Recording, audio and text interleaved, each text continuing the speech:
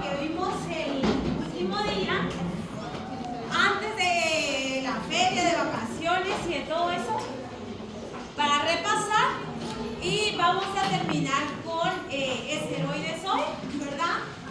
Sales biliares y ácidos biliares, vitaminas no vamos a ver mucho porque la vamos a ver en la bioquidosis y esperamos todos estar ahí. Mañana vamos a ver eicosanoides. La última clase algunos me dijeron como que iba muy rápido y vieron cosas como que no quedaban muy claras. Entonces hoy vamos a ir un poquito más despacio, pero necesito que a las 12:10, lo más tardar, me digan, para los que necesitan ir a física, les dé tiempo de cambiarse y llegar al estadio, ¿sí? Entonces más o menos a las 12:05 alguien me dice que ya es hora y así paramos, ustedes se pueden retirar. Bueno, ¿listos, chicos? Miren, esta estaba bonita para escribir en el pizarrón.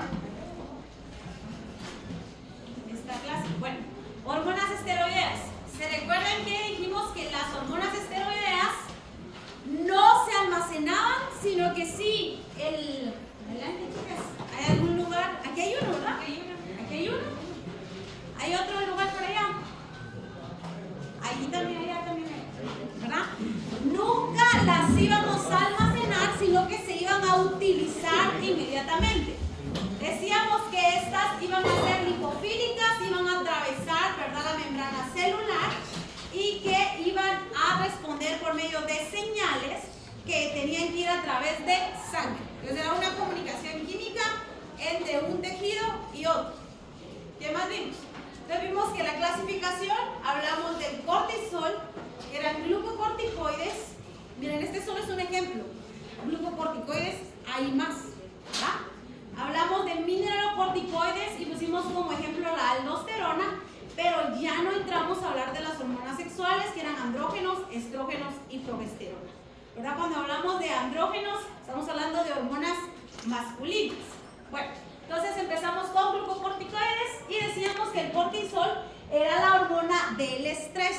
Y si por ahí viene en el examen cuál es la hormona del estrés, ustedes tienen que poner que es cortisol.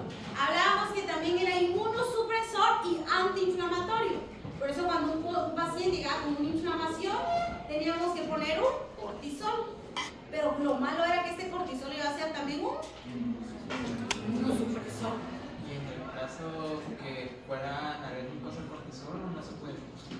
No es muy común. Para que haya una alergia o una reacción anafiláctica, me imagino que eso te referís como a la penicilina.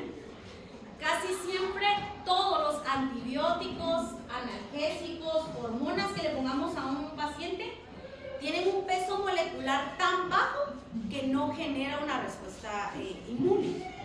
Para los pacientes que sí suceden es porque tienen proteínas plasmáticas ya genéticamente y esas proteínas plasmáticas se unen al antibiótico, cosa que no debería pasar, y le dan un peso molecular alto y el sistema inmune empieza a reconocerlo. Pero es porque el paciente tiene ese problema genético, porque todos los productos, vacunas, están diseñados para que no tengan el peso suficiente para que el sistema inmune se active. Entonces, con estos productos no tendría que pasar. Casi solo pasa con antibióticos y vacunas. Entonces, sabemos que también tiene que ver en el metabolismo de la glucosa. ¿Qué? ¿Hay algún lugar? ¿Y hay todavía lugar? Estuvimos viendo que eso se iba a producir en la glándula adrenal y el término supraadrenal solo se usaba para humanos, vamos a decir glándula adrenal. Entonces pusimos el ejemplo que cuando teníamos inflamaciones que no estaban respondiendo, entonces nosotros teníamos que poner un antiinflamatorio que podría ser un cortisol. Bueno, entonces el siguiente que vimos fue la aldosterona. La aldosterona tenía que ver con acumulación de líquido, con cómo se movía el sodio y el potasio, con la cantidad de agua que va a poder absorber el paciente, ¿verdad? Entonces va a tener que ver con el equilibrio de electrolitos. Hablamos que también se iba a producir en la glándula suprarrenal. Tenía que ver con la retención de agua y vamos a conservar o captar, ¿cómo se llama esto? Y vamos a secretar o liberar potasio. Bueno, entonces si un paciente empieza a acumular líquido. ¿Quién tiene ahí una que tiene que intervenir? ¿Dónde está el fallo? ¿En el paciente qué? ¿En qué glándula? La glándula adrenal. ¿Ah? Bueno, entonces les traigo un caso clínico, que es la enfermedad de Addison.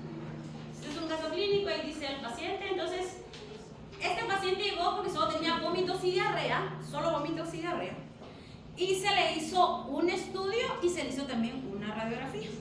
Un ultrasonido, perdón. Entonces, aquí en el ultrasonido, sé que ustedes todavía pues no han visto esto, pero los ultrasonidos y las radiografías solo son blanco y negro, que es si es ecogénico o no es ecogénico, ¿verdad?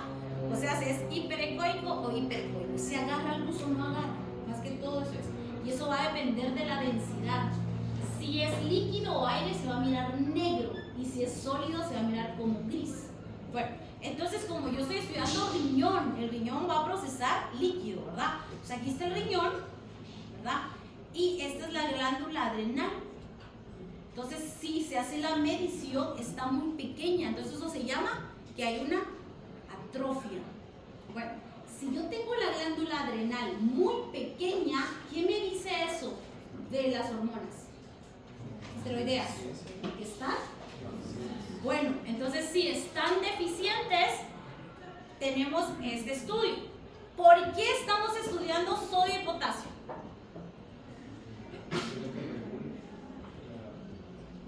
Porque la aldosterona, ¿qué me está regulando? Electrolitos, agua, me está regulando líquido. El cortisol, ¿qué me está regulando? Bueno, Inflamación y qué? Después tenemos el cortisol. ¿Cómo respondemos al estrés? Y este está regulando ¿qué? Líquido. Son dos funciones diferentes en la misma glándula. Entonces yo tengo aquí, y entonces aquí dice el resultado, ¿verdad? Y aquí dice el mínimo y el máximo. ¿Dónde está este resultado? O sea, aquí miramos que está muy bajo. Bueno, entonces, yo quería captar o rechazar esto con aldosterona. ¿Qué lo quiero? ¿Atraer o secretar? Atraer, pero lo tengo en un nivel muy bajo. Luego me dice que el potasio, ¿cómo lo tengo? ¿En un nivel? Entonces está al contrario. Entonces, solo de ver eso, ¿qué hormona esteroidea no está funcionando ahí?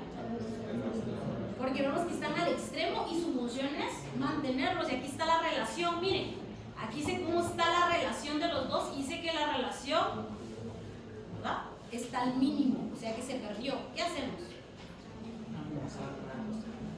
Tengo que administrar, ¿verdad? Entonces la voy a administrar al paciente. Bueno, pero ¿qué voy a hacer para mientras? Lo tengo que hidratar. ¿Por qué? ¿Por qué? Yo quiero que ustedes piensen, ¿verdad? Porque debo volver a regenerar los niveles. Bueno, muy bien. Ya estamos. Entonces, la primera, ¿cuál es? La primera hormona esteroidea, ¿cuál es? Cortisol. ¿Cuál es su función? El estrés. Es la hormona del estrés. La inflamación. ¿Dónde se produce?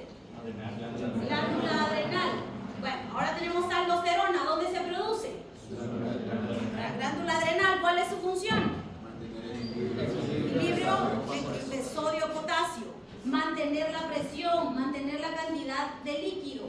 ¿Quién tiene que ver con el metabolismo de los glúcidos o carbohidratos? ¿Quién de los dos? Cortisol. O sea, cortisol tiene que ver con también cómo se están almacenando todos los carbohidratos. Bueno, entonces las hormonas sexuales. Las hormonas sexuales dicen que la mayoría van a determinar características sexuales de las especies. Entonces vamos a tener los andrógenos, que es testosterona, que es para los machos, que es la más común, androsterona y también androstenediol. La función de estas es que los machos genotípicamente parezcan machos, ¿verdad? También tiene que ver con la distribución corporal. Va a ser secretado en testículos, en ovarios y la glándula suprarrenal. ¿Cuántas hormonas lleva ahorita secretando la glándula? Andrógenos, cortisol y aldosterona. Vale. Dice que aquí va a permitir, también son precursores de las hormonas sexuales femeninas. ¿Quiere decir que las hembras también producen testosterona? Sí, ¿verdad? Pero un precursor. Un precursor, sí. Bueno, entonces vamos a empezar con estrógenos. Sabemos que son hormonas sexuales esteroideas femeninas producidas en los ovarios y en pequeña cantidad en la glándula adrenal. Su función es esas características sexuales de las hembras y tiene que ver con el ciclo estral de las hembras domésticas. Les voy a explicar qué es esto, porque ustedes no saben nada de ese ciclo estral. El ciclo estral de las hembras de las perras, gatas, yeguas, vacas, cabras, es diferente dependiendo de la especie. Esto no lo apunten, esto lo van a aprender cuando pasen ahorita hembra. Hay hembras que tienen el ciclo en una estación. Supongamos ahorita las cabras solo en el invierno, las ovejas solo en el invierno. Entonces es un ciclo, ellas solo van a estar en estrocelo en una parte del año. Van a haber otras especies que solo estén en el verano. Tenemos a las perras que solo van a tener 2 ciclos en todo el año, no van a tener más, solo 2 ciclos. Tenemos especies como las gatas que van a entrar en el ciclo constantemente, una vez tras otra, una vez tras otra, una. Entonces, ese entrar al ciclo quiere decir que una perra va a estar en celo. ¿Cómo saben ustedes como veterinarios que una perra está en celo? Por el sangrado vulvar. Entonces, ese sangrado ya días antes, la hembra entró en el ciclo estral. O sea que se está preparando para que haya una preñez, una gestación y un nacimiento. Hay unos meses y luego vuelve a entrar al ciclo estral. Bueno, el ciclo estral nunca va a iniciar si no tenemos estrógenos, porque la hembra no va a permitir la monta si no hay estrógenos. ¿Y los estrógenos de dónde vienen? De los ovarios y de la glándula adrenal. Bueno, entonces, los estrógenos, ¿qué son, jóvenes? Yo pregunto, ¿qué es un estrógeno? ¿Una hormona de qué tipo? Es sexual esteroidea. Así lo tienen que poner ustedes, ¿verdad?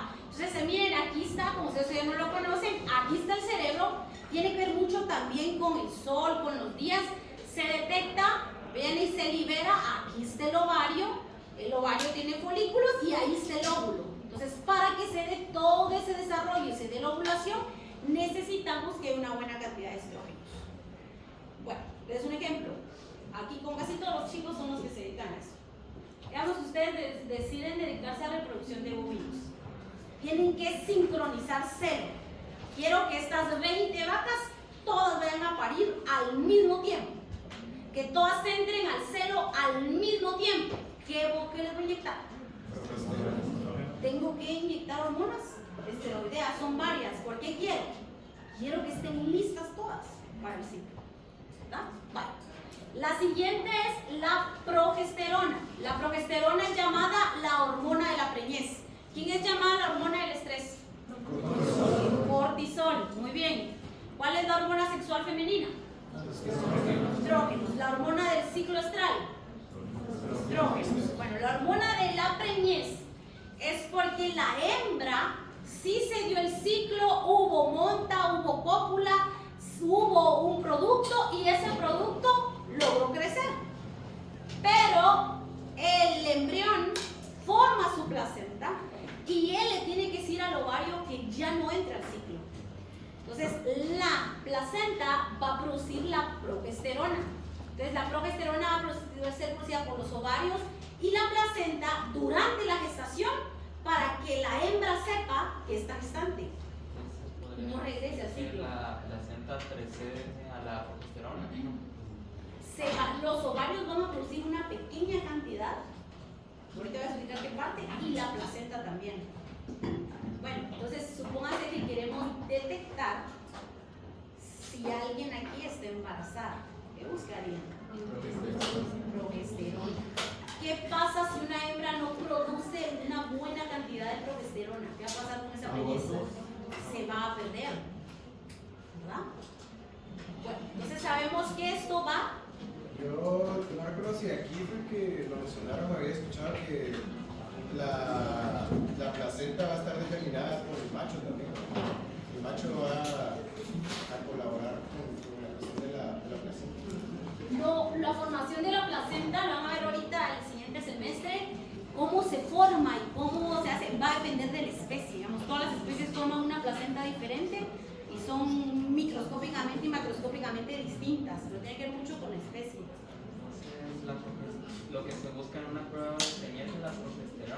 hacer eso. Yo escuché de que si un hombre se hace una prueba de embarazo y sale positivo es que tiene cáncer. Entonces, el hombre produce progesterona cuando lo tiene, ¿no? No sé si... Sí. No sé si los hombres ustedes producen progesterona, no sé. Los animales sí sé que no, pero el ser humano no sé. No sé, en seres humanos no se busca progesterona. En seres humanos se busca la hormona GnRH, que es una hormona que hace que se produzca la progesterona. Esa usan en las mujeres dianateguas, ¿verdad? No se busca la misma hormona. Bueno, entonces miren, este es el ovario, como ustedes no lo conocen, ¿verdad? Entonces, este se lo van a aprender ahorita cuando pasemos a la histio. Miren, este ovario se empieza a formar. Este es el óvulo. ¿Qué hormona se está produciendo ahorita aquí? Que vamos a ovular para que abren estrógenos. Bueno, se da la ovulación, se va, llega el esperma, hubo fecundación, se implanta. ¿Qué hormona se está produciendo? Pero quien produce progesterona es esta cicatriz. O sea, se destruyó. Entonces esto no lo vamos a desperdiciar, sino que lo vamos a usar y empezamos a producir progesterona. ¿Por qué? Le estamos dando tiempo a ese embrión a que él se implante, porque él va a estar 2 días ahí buscando dónde implantarse y no podemos regresar al ciclo, porque él tiene que poder sobrevivir. Entonces quien va a producir esa progesterona va a ser esto que se llama cuerpo lúteo. Vale. Llega una perra a la clínica. Acaba hace 2 semanas de estar en celo, permitimos la monta, hicimos inseminación artificial. Quiero saber si está gestante, pero no puedo pasar sobre el útero porque si no yo puedo causar un desprendimiento del embrión porque está muy pequeño. Entonces voy a decir si ella está preñada o no en base a lo que encuentre en el ovario. Entonces pasamos el escáner en el ovario. ¿Qué tengo que buscar yo para decir que está preñada? No, porque progesterona se pierde en sangre, pero tengo que buscar un cuerpo lúteo. ¿Por qué tengo que buscar un cuerpo lúteo? Porque el cuerpo lúteo es el que va a producir progesterona. Entonces, si él está ahí y está produciendo progesterona es porque hay preñez. Bueno, ahora se me salió mi perro. No que pasó lo que pasó y no quiero que ese embrión se implante. ¿Qué hacen ustedes? ¿Qué tengo que destruir? El cuerpo lúteo. Tengo que destruir el cuerpo lúteo. ¿Ah? Adelante, es de amarillo. Bueno, entonces ahí estamos. ¿Todo el mundo se entendió? ¿Entendió? Bye. Se termina la gestación y está el parto. ¿Qué se tuvo que destruir? El cuerpo lúteo. El embrión va a destruir el cuerpo lúteo. Él dice, el embrión decide, quiero nacer. Entonces, si él quiere nacer, tiene que destruir el cuerpo lúteo, porque ¿qué va a decir el organismo? Entremos otra vez al ciclo. Entro al ciclo. ¿Quién se empieza a producir? Estrógenos. Ahí estamos. Bueno, ahora, ¿qué pasa cuando decidimos hacer inseminaciones artificiales? Muchas veces queremos cambiar de raza en la producción. O sea, supongamos que tenemos vacas para carne, pero queremos lechera. Pero sale muy caro traer al animal vivo, traer la genética. Entonces, ¿qué puedo comprar yo? No, puedo comprar también el embrión. Porque lo que pasa es que tú no quieres la genética de la vaca que tenés. Entonces, si solo haces esperma, va a ser el óvulo, va a ser una genética mixta. Y nosotros queremos lechera. Entonces, van a mandar esos embriones. El problema es que mi hembra la tengo que poner en celo, ¿verdad? Porque si no, ¿cómo le voy a decir al útero que esté listo? ¿Qué hacemos ahí?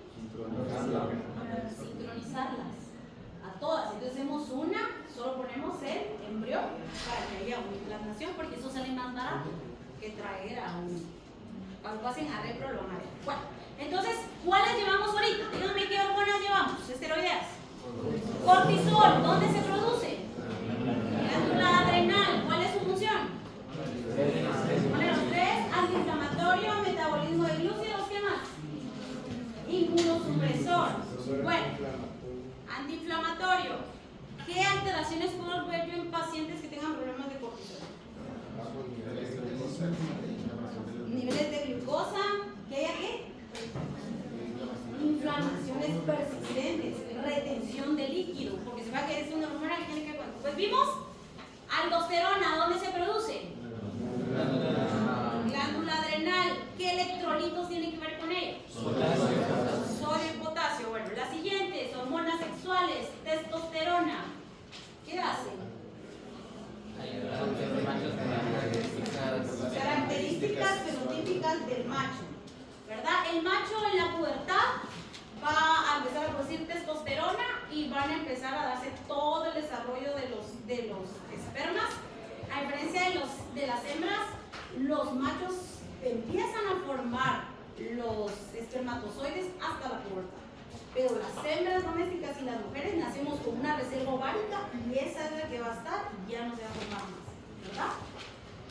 Entonces, luego vimos los estrógenos. ¿Cuál es su importancia? Cicloestral, ¿qué más? ¿Dónde se producen? Glándula adrenal. Características Fenotípicas de la hembra. ¿Qué más? Muy bien. Y puede abortar si se produce después de. Sí, muy bien. O sea que los niveles tienen que ver con que se mantenga la preñez. Luego pasamos a progesterona. Pues llamada también hormona de la preñez. ¿Dónde se produce? Ovario, el cuerpo lúteo y en la placenta. ¿Vieron? Está fácil. Bueno, entonces el siguiente de este grupo, lo que estamos viendo, ¿verdad? Todos los esteroideos, son los ácidos biliares. No es lo mismo decir sales biliares que ácidos biliares, ¿verdad? Son cosas diferentes. Primero se sintetizan a partir del colesterol. ¿Qué era el colesterol, jóvenes? ¿Ese era el cortisol? ¿Cuál es el nombre químico del colesterol? Ciclometano, berhidrogenandreno. ¿Qué tiene en el carbono 3? 1H. ¿En dónde tiene la cadena carbonada? Carbono 17. ¿Cómo está formado la estructura del colesterol? 3 anillos aromáticos y un. Bueno, ahí estamos. Que es esto mismo que está aquí. ¿Verdad? Entonces en el 17 tenemos la cadena carbonada, el OH en el 3. Entonces, cuando es un ácido biliar, el principal va a ser el ácido cólico, que es el único que yo puse en el documento. Solo el ácido cólico vamos a tomar porque es el más importante. Entonces, si ustedes ven, cambiamos la cadena carbonada y agregamos un doble enlace con el oxígeno y un OH. O sea, este va a ser nuestro grupo principal. ¿Cómo se sintetizan los ácidos biliares? Se van a sintetizar del colesterol. Ese colesterol, ¿cómo llegó a llegar? Por las lipoproteínas que venían, llegaban y lo dejamos. Si utilizamos ese colesterol endógeno, también es llamado colesterol. Algo así. No.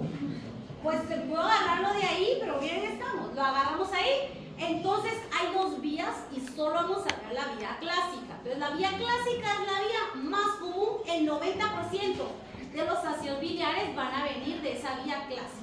Bueno, entonces la vía clásica dice que el 90% de estos ácidos biliares se van a sintetizar aquí. Entonces tenemos aquí el hígado, ahí están los hepatocitos y va a empezar a sintetizar ácidos biliares. El principal dijimos que era un ácido cólico, que es agregarle un colesterol. ¿Qué le agrego la estructura del colesterol para volverlo un ácido cólico? Un grupo H y un doble enlace con oxígeno. Es lo único, ¿se dan cuenta? ¿Y qué le quitamos? Le quitamos la cadena carbonada, ¿verdad? Bueno, entonces los hepatocitos van a empezar a agregarle esto, ¿verdad?, al colesterol y van a empezar a almacenarlo en la vesícula biliar.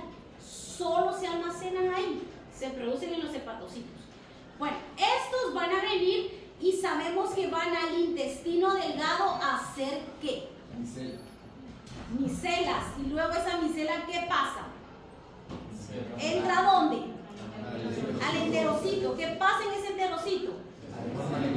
Se le agregan las apoproteínas, pasa lo demás, se va. Bueno, entonces si ustedes ven aquí, dice vena porta.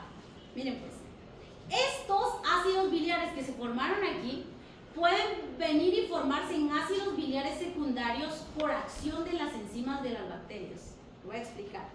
Entonces vino y se producieron ácidos biliares. Bajaron a la vesícula biliar. Come el perro, pasa la comida, hay que emulsificarla. Entra ese ácido pólico, pero de repente está ahí y aparece una enzima. ¿Pero esa enzima de dónde viene?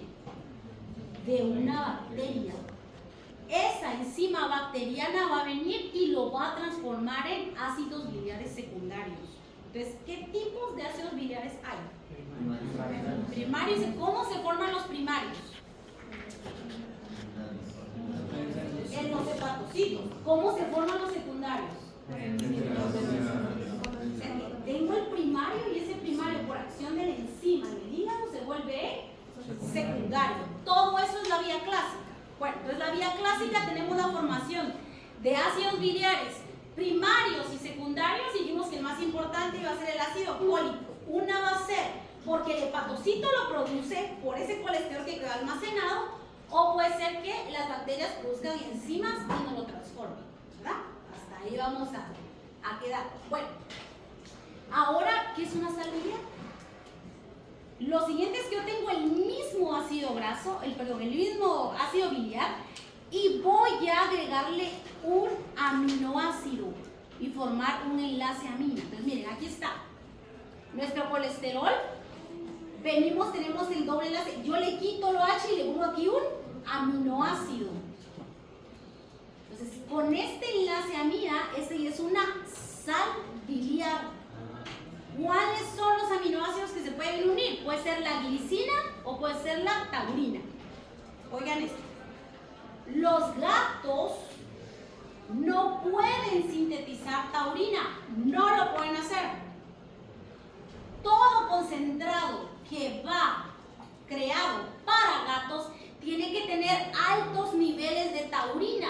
Entonces tiene que tener altos niveles de ¿qué? El alimento para gatos. Altos niveles de colesterol, ¿verdad? Debe tener altos niveles de colesterol. ¿Qué pasa con esos alimentos que ahora están de moda cuando uno va y están hechos a base de vegetales? ¿Qué tengo que buscar yo como médico si quiero vender ese producto? ¿Qué tengo que buscar? Si tiene taurina. ¿Qué pasa cuando un gato busca y no encuentra en su casa? ¿Qué pasa cuando los gatos tienen deficiencias de taurina? Es lo peor, porque es un aminoácido esencial. Entonces se dan cuenta que esto, ¿verdad? La formación de esto no tiene nada que ver con la emulsificación, tiene que ver con ¿qué? Con la formación de ácidos grasos esenciales. Entonces vimos ese término, ácidos grasos esenciales. En los omega, entonces en los gatos entra forma esencial. Vale, entonces esto es, ya voy a terminar, pero una frase corta. Tengo aquí el colesterol. El colesterol tiene una cadena carbonada en el carbono 17. ¿Verdad? Se va el colesterol, ya sea que llegó por lipoproteínas, que llegó del novo, que llegó de la alimentación. Bueno, la cosa que llegó aquí. Llega ese colesterol y para poder convertirse en un ácido biliar, ¿a dónde tiene que llegar? Al hepatocito. Del hepatocito, ¿qué le agrego yo a ese colesterol? Sí, lo vuelvo en secundario, pero un OH, ¿verdad? Entonces perdemos la cadena carbonada y luego ¿a dónde lo llevo? A la vesícula biliar. De la vesícula biliar se almacena, ¿a dónde sale?